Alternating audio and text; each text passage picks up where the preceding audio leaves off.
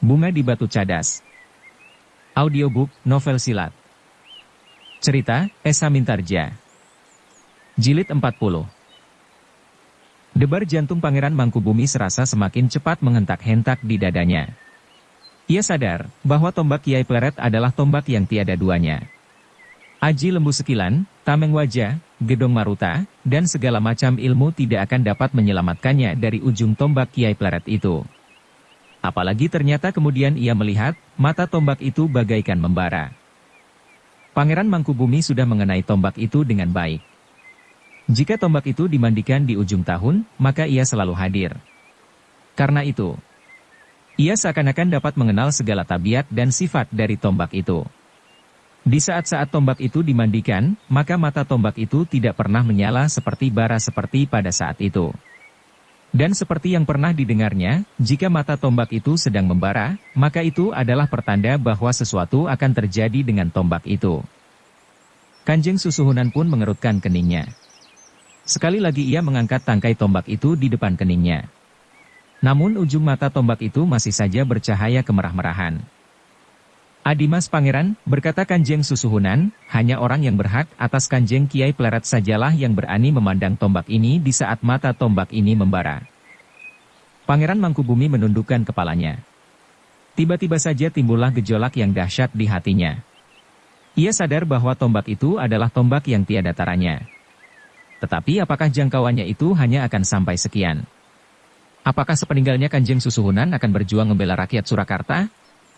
Dan apakah Raden Mas Said dan Martapura akan dapat melanjutkannya dan menarik anak buahnya yang ditinggalkannya seperti sapu lidi kehilangan ikatannya?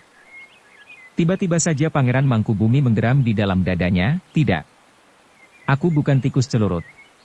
Aku setia kepada Kakanda Kanjeng Susuhunan sebagai raja dan saudara tua. Tetapi apakah aku harus setia sampai mati dengan mata yang buta?" Terasa sesuatu bergetar di dadanya. Di luar sadarnya Pangeran Mangkubumi meraba hulu kerisnya. Keris itu memang tidak memiliki kesaktian seperti Kiai Pleret. Tetapi kerisnya pun bukan keris kebanyakan. Keris pusaka yang ada di punggungnya adalah keris yang jarang sekali dipakainya. Hanya dalam saat yang gawat sajalah keris itu keluar dari simpanan. Namun Pangeran Mangkubumi terkejut ketika Susuhunan Paku Buana bertanya, "Adimas, apakah kau akan memperbandingkan kerismu dengan tombak Kanjeng Kiai Pleret?" Kepala Pangeran Mangkubumi tertunduk kembali. Dan terdengar suaranya lambat, "Tidak Kakang Mas. Tidak, sama sekali tidak. Karena hamba tahu, bahwa keris hamba memang tidak sebanding sama sekali dengan tombak Kanjeng Kiai Pleret." Jadi, wibawa Kanjeng Kiai Pleret ternyata memang besar sekali. Rasa-rasanya dada Pangeran Mangkubumi tergetar karenanya. Namun imbangan kekuatan jiwanya lah yang mendorongnya untuk menjawab, "Kakanda, hamba merasa bersyukur bahwa hamba pun memiliki sebuah pusaka yang akan dapat hamba pergunakan untuk sifat kandel dalam perlawanan hamba terhadap Kumpeni. Hamba sudah bertekad. Dan hamba akan mempertaruhkan nyawa hamba kapanpun hamba harus mulai dengan perjuangan hamba." Tampak kerut menit di kening Kanjeng Susuhunan Paku Buana. Setapak demi setapak ia semakin mendekati adiknya. Kemudian dengan suara yang bergetar ia bertanya, "Jadi kau sudah benar-benar mengambil keputusan Adimas?" "Hamba Kakanda." "Kau akan meninggalkan istanamu?" "Hamba Kakanda. Hamba memang akan mohon diri hamba harus sudah mulai." "Kapan?" Dan tiba-tiba saja hampir di luar sadarnya Pangeran Mangkubumi menjawab, "Sekarang." Kanjeng Susuhunan menundukkan kepalanya. Sesuatu rasa-rasanya menusuk hatinya. Wajahnya yang tegang menjadi buram. Dan dengan suara yang lemah ia berkata, "Aku mengerti Pangeran Mangkubumi yang perkasa. Aku tidak akan sakit hati. Aku menyadari kebesaran jiwa dan tekadmu. Terasa di dalam nada suaramu, bahwa kau mulai memisahkan sikap antara saudara tua dan kepentingan Surakarta." "Kakanda." "Tidak Adimas. Aku tidak apa-apa. Kesetiaan seseorang terhadap raja dan saudara tuanya memang terbatas sampai pada titik keyakinannya mulai tersentuh. Dan aku dapat mengerti. Karena itu aku sama sekali tidak berkeberatan jika kau akan meninggalkan Surakarta dan akan mulai dengan sebuah perjuangan yang panjang." "Kakanda," desis Pangeran Mangkubumi yang tidak menyangka. Namun sekali-sekali ia masih memandang ujung tombak Kanjeng Kiai Pleret yang membara. Aku mengerti Adimas, bahwa kau setia kepadaku. Bahkan sampai mati sekalipun. Tetapi tidak untuk melindungi wewenang company yang pernah aku berikan kepadanya. Aku mengerti. Karena itu aku restui kepergianmu. Kakanda, suara Pangeran Mangkubumi terputus di kerongkongan. Adimas, suara Kanjeng Susuhunan menjadi semakin dalam dan gemetar, aku ingin memberimu bekal. Bekal sebagai tebusan kelemahanku. Terima tombak Kanjeng Kiai Pleret Pusaka terpercaya dari Surakarta ini. Pakailah selama dalam perjuanganmu melawan company dan para pangeran yang menjilat kepadanya. Kaulah yang telah mengembalikan pusaka ini pada saat Kartasura dilanda api perlawanan yang tiba-tiba pada beberapa saat lampau. Sesuatu bergejolak dengan dahsyatnya di hati Pangeran Mangkubumi. Ia tidak mengerti apa yang harus dilakukan. Bagaimanapun juga ia masih ragu-ragu. Apakah yang dikatakan oleh Kanjeng Susuhunan itu sebenarnya demikian, atau hanya sekedar sebuah ungkapan yang mempunyai arti yang lain, tetapi ternyata Kanjeng Susuhunan Pakubuana itu benar-benar menyerahkan tombak Kanjeng Kiai Pleret kepada Pangeran Mangkubumi, terimalah adikku. Untuk beberapa saat Pangeran Mangkubumi masih termangu-mangu. Dipandanginya ujung tombak yang membara itu dan wajah kakandanya berganti-ganti. Namun kemudian dilihatnya sebuah senyum yang pahit di bibir Kanjeng Susuhunan itu. Dari sela-sela bibir itu terdengar kata-katanya, Adinda. Jangan ragu-ragu. Terimalah. Tombak Kanjeng Kiai Pleret adalah lambang perjuanganku melawan kekuasaan asing. Kedudukanku, wadahku dan kelemahanku telah mengikat aku di atas tahta Surakarta.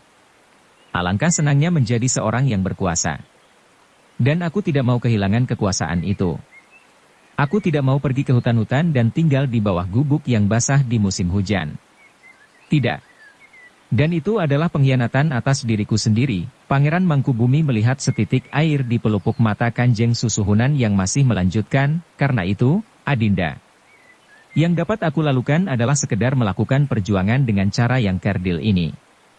Tetapi sebenarnya lah di hati nuraniku, aku menentang kekuasaan asing yang semakin menjerat leherku dan kekuasaan di Surakarta.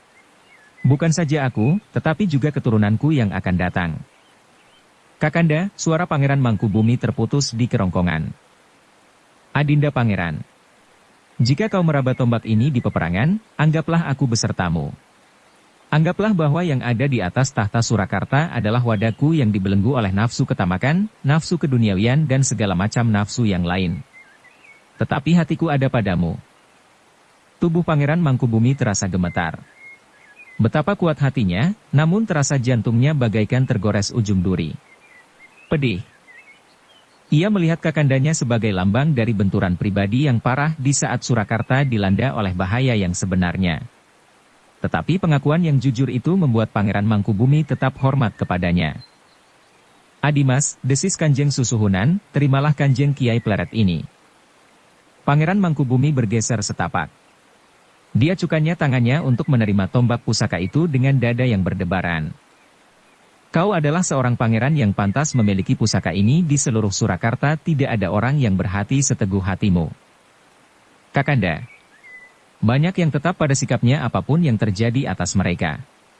Justru di kalangan rakyat yang langsung mengalami kesulitan di dalam masa yang tidak ada kepastian ini.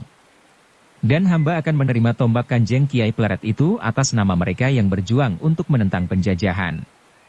Dan hamba pun akan berkata kepada mereka, bahwa tombak ini adalah lambang kehadiran Kakanda di setiap medan perlawanan terhadap company. Pangeran Mangkubumi melihat mata Susuhunan itu menjadi basah.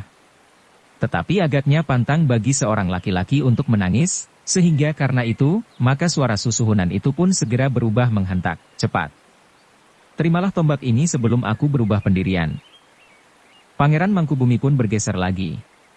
Diterimanya tombak pusaka itu dengan tangan yang gemetar. Diangkatnya landean tombak itu ke depan dahinya, kemudian dengan suara gemetar pula ia berkata, terima kasih Kakanda. Hamba merasa bahwa memang hamba harus menjalankan tugas ini sampai tuntas. Kanjeng Susuhunan memandang mata tombak itu sejenak. Demikian juga Pangeran Mangkubumi yang dengan dada yang berdebar-debar memandang mata tombak itu. Ternyata mata tombak itu masih tetap membara. Adimas, suara Kanjeng Susuhunan telah menurun lagi, ternyata kau mampu dan kuat memiliki tombak Kanjeng Kiai Pleret dengan rencana perjuanganmu. Ujung tombak itu masih tetap membara, sehingga karena itu, perjuanganmu tentu akan berhasil. Kakanda, hamba selalu berdoa agar kita semua mendapat perlindungan dari Tuhan Yang Maha Esa. Dan kepada Tuhanlah aku berserah diri, karena Tuhanlah yang berkuasa atas segala sesuatu, termasuk diriku. Kita akan selalu berdoa bersama-sama di dalam hati kita masing-masing Adinda. Pergilah. Aku tidak dapat memberimu bekal lebih daripada itu. Kakanda, anugerah Kakanda adalah dorongan yang tiada taranya bagi hamba. Dan hamba kini mengerti, apakah sebenarnya yang terjadi di dalam diri Kakanda. Memang sebuah medan perang yang dahsyat sekali. Tetapi biarlah aku tetap dalam keadaan ini, keadaan yang dibayangi oleh kepura-puraan dan nafsu duniawi. Pergilah. Hatimu yang teguh ternyata memberi keteguhan kepada Surakarta. Pangeran Mangkubumi pun kemudian mohon diri. Diselubunginya mata tombak yang membara itu dengan rangkanya, kemudian sebuah selongsong putih seputih kapas, dan seuntai rangkaian bunga melati yang sudah kekuning-kuningan. Ketika Pangeran Mangkubumi bergeser surut sampai ke pintu, ia masih melihat Kanjeng Susuhunan mengusap pelupuknya dengan jarinya. Namun sekali lagi ia mendengar Susuhunan menghentakkan kakinya sambil berkata, "Pergilah, dan jangan kembali lagi." Namun kemudian, "Selamat jalan Adinda. Mungkin kita tidak akan dapat bertemu lagi." Pangeran Mangkubumi justru tertegun. Dengan suara parau ia bertanya, "Kenapa Kakanda?" Kanjeng Susuhunan menggelengkan kepalanya. Lalu, "Sudahlah. Pergilah. Kau benar-benar berangkat berperang. Kau pantas memakai tanda senapati perang dengan seuntai bunga melati yang melingkar di lehermu." Pangeran Mangkubumi hanya menundukkan kepalanya saja. Tetapi, tiba-tiba suara Kanjeng Susuhunan meninggi, "Bersiaplah Pangeran Mangkubumi. Surakarta pun akan segera mengangkat seorang senapati perang jika pemberontakan itu terjadi." Pangeran Mangkubumi menarik nafas dalam-dalam. Tetapi ia tidak menjawab. Ia melihat pertentangan di dalam diri Kanjeng Susuhunan itu dan meledak-meledak pada sikap dan kata-katanya kecuali ia sengaja berusaha menahan matanya yang menjadi basah. Demikianlah maka Pangeran Mangkubumi setelah sekali lagi menunduk hormat dan mohon diri, maka ia pun segera meninggalkan bangsal itu dengan membawa tombak pusaka Kanjeng Kiai Pleret. Tetapi untunglah bahwa ketika Pangeran Mangkubumi turun ke longkangan dan menuju ke keretanya, malam sudah menjadi semakin gelap. Tidak banyak orang yang melihat, apakah yang dibawa oleh Pangeran Mangkubumi. Memang beberapa prajurit tahu pasti bahwa di tangan Pangeran Mangkubumi itu adalah sepucuk tombak. Tetapi tidak seorang pun yang mengetahui bahwa tombak itu justru tombak Kanjeng Kiai Pleret. Sejenak kemudian kereta Pangeran Mangkubumi itu pun telah berderap di halaman dan hampir tanpa memalingkan wajahnya dilaluinya para penjaga di regol samping. Di sepanjang jalan wajah Pangeran Mangkubumi menjadi tegang. Terasa sekali betapa kasih Kakandanya kepadanya. Namun juga terasa sekali betapa tersiksanya hati Kanjeng Susuhunan yang menyadari kelemahannya tetapi tidak memiliki kesempatan untuk berbuat sesuatu. Agaknya Kakanda Kanjeng Susuhunan mengetahui dengan pasti, berkata Pangeran Mangkubumi di dalam hatinya, jika ia berbuat sesuatu dan tersingkir dari tahta karena campur tangan kumpeni dengan bantuan beberapa orang pangeran, maka Surakarta akan menjadi semakin parah. Penggantinya tentu orang yang jauh lebih buruk lagi daripadanya sendiri. Karena itu ia bertahan di atas tahtanya, sedang pengejawantahan pemberontakan yang meledak di dalam dirinya adalah diserahkannya tombak Kanjeng Kiai Pleret itu kepadaku. Pangeran Mangkubumi menarik nafas dalam-dalam. Kemudian dipandanginya ujung tombak Kanjeng Kiai Pleret yang tertutup oleh selongsong putihnya dengan dada yang berdebar-debar. Demikianlah kereta itu pun segera berpacu menuju ke Mangkubumen. Seperti yang dipesankan sebelum ia berangkat maka seisi istana itu pun sudah mempersiapkan diri. Pangeran Mangkubumi benar-benar akan meninggalkan Surakarta. Ia tidak dapat menahan diri lagi mengalami perlakuan yang gila dari orang-orang asing itu. Dan apalagi kini ia memiliki sebuah tombak pusaka yang tiada duanya di Surakarta. Kedatangan Pangeran Mangkubumi di istananya sambil membawa sebatang tombak telah mengejutkan keluarga dan pengikutnya yang ada di istana. Dengan singkat Pangeran Mangkubumi sempat menceritakan serba sedikit tentang tombak itu. Dengan demikian, maka para pengikutnya justru menjadi semakin mantap dan bertekad untuk melakukan perjuangan dengan sepenuh hati. Pada malam itu juga, seisi istana Mangkubumen mengemasi barang-barang yang dapat mereka bawa sebagai bekal perjuangan mereka. Jika Pangeran Mangkubumi kemudian memerintahkan untuk membawa segala macam perhiasan dan benda-benda berharga yang terbuat dari emas dan perak, semata-mata bukan karena ia tidak mau kehilangan sebuah pun dari miliknya. Tetapi barang-barang itu akan dapat menjadi bekal untuk membiayai perjuangannya. Kita berangkat sebelum fajar, berkata Pangeran Mangkubumi kepada keluarga dan pengikutnya. Tidak seorang pun yang mengeluh. Mereka melakukan kerja masing-masing dengan hati yang tulus. Mereka mengerti arti dari perjuangan yang bakal dilakukan oleh Pangeran Mangkubumi, sehingga mereka pun harus membantunya. Lahir dan batin. Menjelang fajar, maka berangkatlah seisi istana Mangkubuman dengan diam-diam meninggalkan Surakarta. Beberapa buah kereta berderap diikuti oleh beberapa ekor kuda. Tidak banyak orang yang mengetahui. Dua orang yang kebetulan berada di luar rumah, dan beberapa orang peronda yang berada di sepanjang jalan dengan heran melihat iring-iringan itu. Mula-mula mereka tidak mengerti, apakah sebenarnya iring-iringan itu. Tetapi ketika di pagi harinya diketemukan istana Mangkubuman kosong, barulah orang-orang itu menghubungkan dengan iring-iringan yang dilihatnya semalam. Namun di antara mereka yang menyaksikan iring-iringan itu adalah seorang bangsawan muda yang duduk di atas kudanya dikawani oleh seorang pengawal setianya. Orang itu adalah Raden Juwiring dan Ki Dipanala.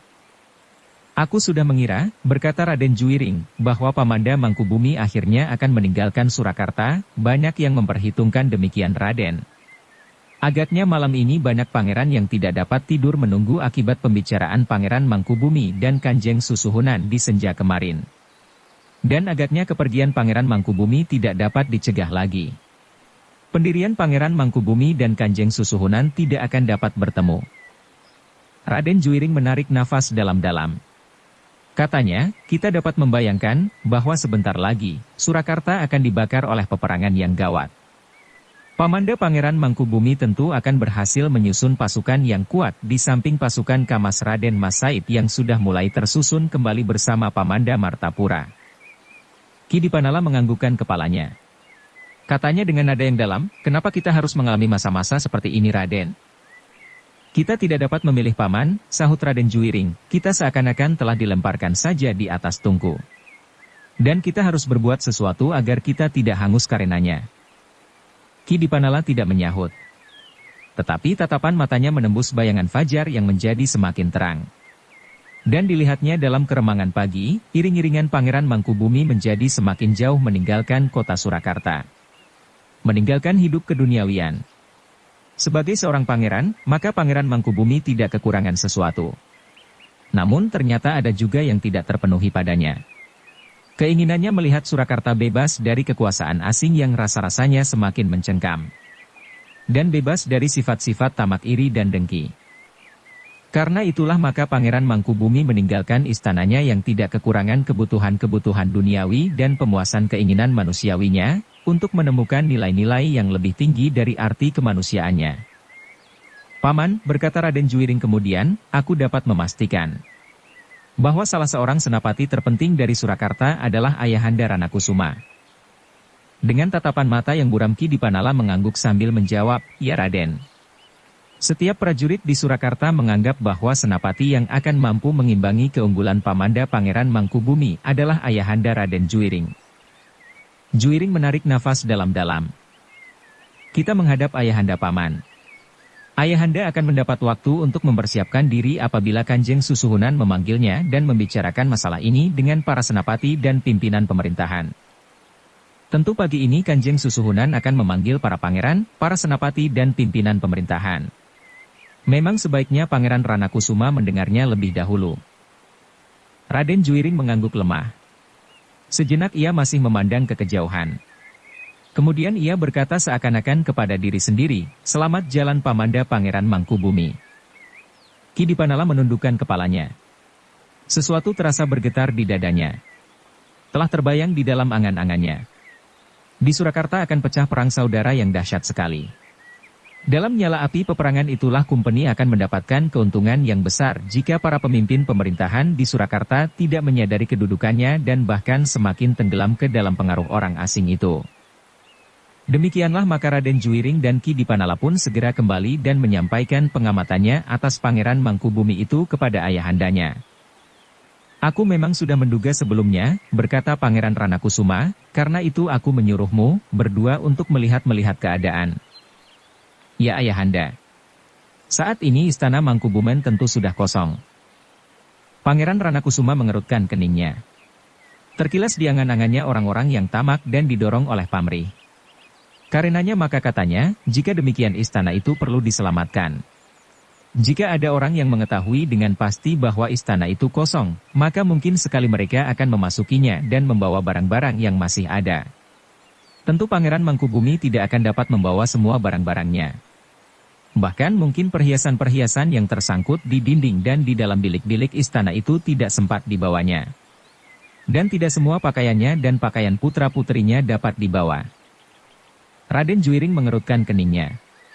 Dan ia pun kemudian bertanya, jadi bagaimana sebaiknya Ayahanda? Masukilah istana itu dan kuasailah semua yang masih ada. Jagalah baik-baik agar tidak selembar kain pun yang bergeser dari tempatnya. Raden Juiring termangu-mangu sejenak, lalu ia pun berkata, tetapi Ayahanda, jika aku yang datang ke istana itu, dan kebetulan sekali di halaman istana itu sudah ada orang lain, terlebih-lebih lagi jika yang datang lebih dahulu itu adalah salah seorang pamanda pangeran, maka aku tidak akan dapat berbuat apa-apa. Pangeran Ranakusuma berpikir sejenak. Lalu katanya, baiklah Juiring. Kita akan pergi bersama-sama. Menurut perhitunganku sepagi ini tentu belum ada orang yang mengetahui bahwa rumah itu sudah kosong sama sekali. Ayahanda, ada beberapa orang yang melihat iring-iringan keluar dari halaman istana itu. Dan selain itu tentu para pangeran, senapati dan pimpinan pemerintahan sudah menduga seperti juga Ayahanda, bahwa Pangeran Mangkubumi akan lolos dari Surakarta bersama keluarganya. Pangeran Ranakusuma mengangguk-angguk. Lalu, kau benar Juiring. Memang sebaiknya kita pergi bersama-sama, sejenak kemudian Pangeran Ranakusuma pun sudah selesai mengemasi diri. Sebagai seorang prajurit ia dapat bertindak dengan cepat dan tiba-tiba. Dengan diiringi oleh beberapa orang pengawal Ranakusuman maka Pangeran Ranakusuma bersama Juiring dan Ki Dipanala pun segera pergi ke istana Mangkubumen yang memang sudah kosong sama sekali. Tidak ada seorang pun yang masih tinggal menunggui istana yang besar dan penuh dengan barang-barang yang cukup berharga, tetapi sama sekali tidak diperlukan oleh Pangeran Mangkubumi di dalam perjuangannya menentang kekuasaan asing di Surakarta. Namun ternyata pada saat Pangeran Ranakusuma bersama pengiringnya sampai di depan istana Pangeran Mangkubumi, maka istana itu sudah tidak kosong lagi. Beberapa orang telah berkerumun dan berjalan hilir mudik di dekat pintu gerbang halaman. Pangeran Ranakusuma menarik nafas dalam-dalam. Katanya kepada Juiring yang berkuda di sisinya, inilah gambaran Surakarta sekarang. Rakyat sudah kehilangan harga diri karena tekanan penghidupan mereka. Lihatlah. Mereka yang berkerumun itu tentu akan mencari kesempatan untuk masuk dan mengambil beramai-ramai apa saja yang ada di istana itu. Mereka tinggal meyakinkan saja, apakah istana itu benar-benar sudah kosong. Begitu cepat mereka mengetahui Ayahanda, sahut Juiring. Bukankah para peronda dan penjaga regol-regol padukuhan dan bahkan regol-regol istana para pangeran mengetahui bahwa ada iring-iringan meninggalkan halaman istana itu? Raden Juiring mengangguk-angguk. Jawabnya, ya Ayahanda. Dan sekarang mereka meyakinkan, jika istana itu memang kosong, maka mereka tentu akan mengambil segala isinya. Raden Juiring tidak menyahut lagi. Tetapi kepalanya tertunduk dalam-dalam. Inilah gambaran kekerdilan jiwa rakyat yang sudah hampir menjadi putus asa, sehingga jauh berbeda sekali dengan apa yang dilakukan oleh rakyat Surakarta yang lain, yang masih mempunyai kepercayaan kepada diri sendiri untuk berdiri tegak sebagai suatu bangsa, seperti yang nampak pada para pengikut Pangeran Mangkubumi. Marilah kita langsung masuk ke halaman melihat keadaannya, berkata Pangeran Ranakusuma. Juiring tidak menjawab. Diikutinya saja ayahandanya mendekati regol halaman istana yang kosong itu. Beberapa orang yang melihat kehadiran Pangeran Ranakusuma itu pun segera menyibak. Bahkan ada di antara mereka yang dengan diam-diam menyingkir karena dengan demikian mereka tidak akan mendapatkan kesempatan lagi untuk berbuat apa-apa. Namun Pangeran Ranakusuma pun terkejut ketika ia melihat 2 ekor kuda tertambat di samping istana itu. Menilik pakaian yang tersangkut pada kuda itu. Pangeran Ranakusuma dan pengiringnya segera mengetahui bahwa kuda-kuda itu tentu milik para bangsawan pula. Kuda siapakah itu? Bertanya Pangeran Ranakusuma. Raden Juiring menggelengkan kepalanya sambil menjawab, aku tidak tahu ayahanda. Marilah kita masuk ke dalam, desis Pangeran Ranakusuma. Keduanya pun kemudian meloncat dari punggung kudanya dan menyerahkannya kepada para pengiringnya yang sudah berloncatan turun pula.